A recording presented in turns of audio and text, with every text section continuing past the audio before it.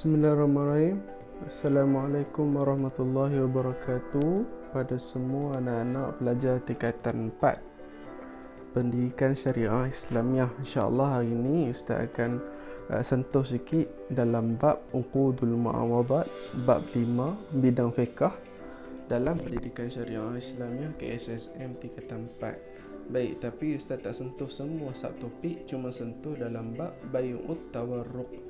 Bai'ut Tawarruq ini salah satu akad yang ada dalam Uqudut Tabarru'at. Jadi sebelum Ustaz mulakan pembelajaran, Ustaz minta semua pelajar untuk buka buku KSSM Pendidikan Syariah Islamiah muka surat 100 muka surat 136 Okey, insya-Allah sebelum kita masuk dalam Bai'ut Tawarruq, Ustaz nak sentuh tentang mukaddimah Uqud al-Mu'awadat, iaitu Uqud Mu'awadat ini adalah uqud akad yang dimaksudkan untuk mendapatkan ganjaran ataupun keuntungan, iaitu keuntungan yang mana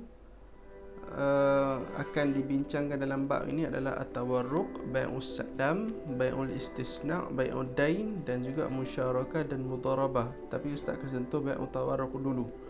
Baik, dalam bai'ut tawarruq, senang ceritanya bai'ut tawarruq ni ada 3 kategori ataupun 3 pihak. Baik, buka buku tengok dekat istilah dia tu. Kalau kita baca, Ustaz gambarkan semula dalam video kali ni. Ada 3 pihak, yang mana pihak ini ada pihak yang pertama adalah daripada kilang, yang mana kilang ini akan menjual barang dalam bentuk hutang kepada seorang pembeli pertama yang tengah tu. Dan kemudian dia akan contoh Ustaz bagi daripada kilang dia jualkan kereta harga 15,000 pada pembeli yang pertama. Baik, seterusnya pembeli yang pertama dia jual balik dalam bentuk tunai. Dia beli hutang, dia jual balik dalam bentuk tunai kepada pembeli yang kedua, tu yang pegang troli tu, dan kemudian dia jual dengan harga 20,000. Kalau kita tengok dekat sini lah, secara kiraannya pembeli yang pertama tadi tu dia dah untung 5,000 dekat situ kan. Dia beli 15, dia jual 20,000. Dia dapat 20,000, dia bayar hutang balik lah 15,000 tu, dapat balik 5,000 dekat dia. Okey, yang itu adalah salah satu bentuk tawarruq. Dan kemudian pembeli yang kedua pun dapat barang dia.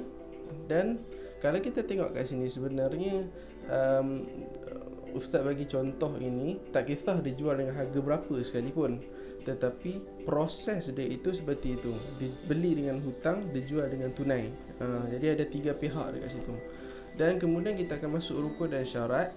Rukun dan syarat Bai'ut Tawarruq ada 4 rukun dan 4 syaratnya lah setiap rukun tu. Baik, yang pertama rukun adalah wujud 2 akad jual beli.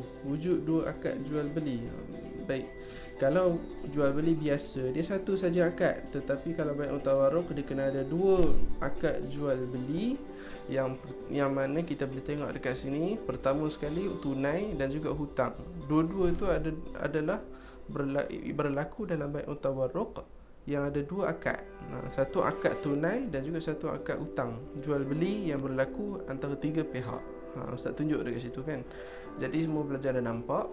Dan kalau kita tengok kat sini, sebenarnya yang kedua pula rukunnya adalah ada 3 pihak, iaitu penjual, kemudian pembeli pertama yang jadi penjual pula, dan kemudian pembeli yang kedua. Baik, kalau kita tengok dekat sini, ketiga-tiganya itu ada dalam Bai'ut Tawarruq. Yang pertama, yang kedua dan yang ketiga. Dan untuk peringatan, kita tengok dekat syarat Bai'ut Tawarruq yang kedua, iaitu 3 pihak tadi, mestilah pembeli kedua bukanlah penjual pertama barang tersebut, bagi mengelakkan ia menjadi bai'ul ainah. Bai'ul ainah apa dia? Akad jual beli yang disusuli dengan pembelian semula oleh penjual dengan harga berbeza. Kalau baca pun kadang-kadang setengah orang tak faham kan. Jadi Ustaz gambarkan balik. Contohnya, kilang dijual pada pembeli jual balik pada kilang yang kilang itu jadi orang yang ketiga lah. Dia main kat situ je. Jadi macam ni punya jualan, macam ni jual beli dipanggil sebagai bai'ul ainah.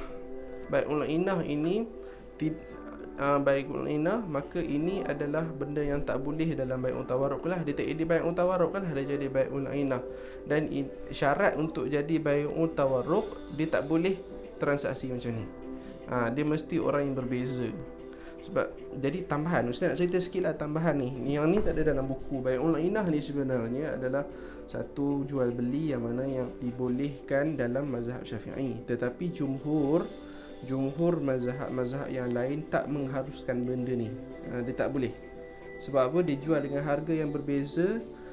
Macam tak ada, there's no point lah kan. Dia beli dengan harga yang, dia jual harga yang murah, dia beli dengan harga yang mahal, ataupun sebaliknya. Tak ada point ada kat situ. Jadi kat situ tidak dibolehkan dalam sebahagian jumhur ulama. Ini Ustaz tambahkan saja. Baik, dan seterusnya rukun yang ketiga adalah barang yang dibeli. Barang tu kena ada. Kalau tak ada barang, tak cukup rukun. Dan kita tengok kat sini barang itu kereta tu lah. Contoh yang Ustaz bagi tu kan. Jadi barang itu ada. Dan syarat barang itu mestilah barang yang dijual telah diterima oleh pembeli pertama yang tengah tu. Dia kena dapat dulu sebelum dijual balik kepada pembeli yang kedua yang pegang troli. Baik. Jadi kita tengok kan itu proses daripada bai'ut tawarruq yang saya sebutkan tadi. Mula-mula barang tu ada dekat kilang, kemudian dia dijual kepada pembeli yang pertama dalam keadaan hutang yang memang kereta tu dah ada di tangan penjual yang pertama tadi. Dia dapat dah. Walaupun dia dalam keadaan hutang, dia dapat dah benda tu. Dan kemudian dia jual semula, dan barang itu memang dah ada dekat dia, dijual dengan tunai kepada pembeli yang kedua. Jadi dekat situ cukup syarat dia. Kalaulah Ustaz katakan barang tu dibeli hutang tapi barang tak sampai lagi, tiba-tiba dia nak jual balik barang tu, walaupun barang tu tak sampai dekat dia, dia jual balik kepada pembeli yang kedua, itu tidak dibolehkan. Sebab apa? Tak cukup syarat dia. Syarat dia mesti barang tu dah ada kat tangan dia. Baik. Dan seterusnya rukun yang keempat iaitu sirah, iaitu lafaz ijab qabul. Sirah ni mana-mana semua transaksi dalam Islam semua kena ada sirah ataupun ijab qabul lah. Memang kena ada. Dan yang mana ijab qabul ini secara ringkas ni dia macam kita biasa duk jual beli dekat kedai-kedai lah. Saya beli, saya jual begitu. Dan dia mesti, syarat dia mestilah dengan kerelaan kedua-dua pihak ataupun kesemua pihak yang ada yang terlibat dalam bai'ut tawarruq ni lah. Dia mesti ada kerelaan, ada, memang dia tidak dipaksa oleh siapa-siapa. Itu syarat dia. Baik, saya itu saja Ustaz rasa untuk bai'ut tawarruq.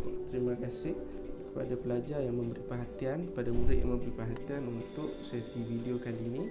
Semoga dapat manfaat daripada video yang telah ditayangkan. Wallahu a'lam.